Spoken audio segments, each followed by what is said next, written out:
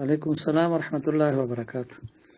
یو ورځ سوال کړی دی چې خاوند په کور کې مخکې ودرېږي او زنانه ورپسې شاته ودرېږي او جمع کوي، نو دا څنګه ده؟ خاوند به داسې ځان نه عادت کوي، به کور کې مونځ نه کوي، جومات کې به مونځ کوي. کور کې مونځ کول دا د زنانه او صفت ده. البته که یو کله ناکله د سړي نه جمع لاړه او بل څوک نشته دی چې دی مثلا د هغه سره جمع وکړي، نو بیا که دی په کور کې دغه طریقه اختیاروي نو جواز شته دی. یو بل سوال کړی دی چې یو کس ښځې ته داسې ویلي دي چې ما بل واده ونه کړ، نو ته په ما باندې طلاق یې. نو دغه صورت کې څه حکم دی؟ نو دی چې دا شرط پوره کړي نو بیا خو طلاق نه واقع کېږي، او که شرط یې پوره نه کړ نو بیا دا نږدې چې د مرګ وخت راغی نو هغه وخت کې بیا طلاق واقع کېږي.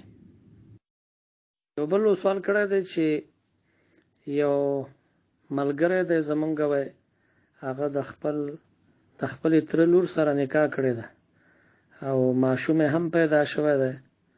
اوس دا پته ولګېده چې نیا د هلک ته شوده ورکړې دي.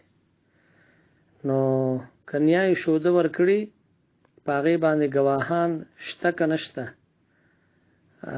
که چېرته دوه نارینه ګواهان وي یا یو نارینه او دوه زنانه ګواهان پې پېښ شي چې او شوده یې ورکړي دي، نو بیا خو به د دوی په منځ کې جدایي راولي.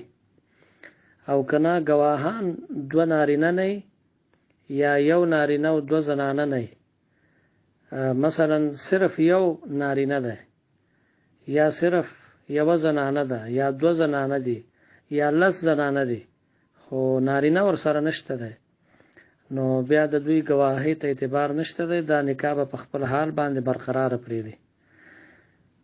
په رضاعت کې نصاب د شهادت شرط دی، او نصاب د شهادت دغه دی چې ما درته ووي چې دوه نارینه ګواهي وکړي چې او نیا د هلک ته شوده ورکړي دي، یا یو نارینه او دوه زنانه ګواهي وکړي، نو بیا دغه صورت کې به د دوی په منځ کې جدایي راوستی شي.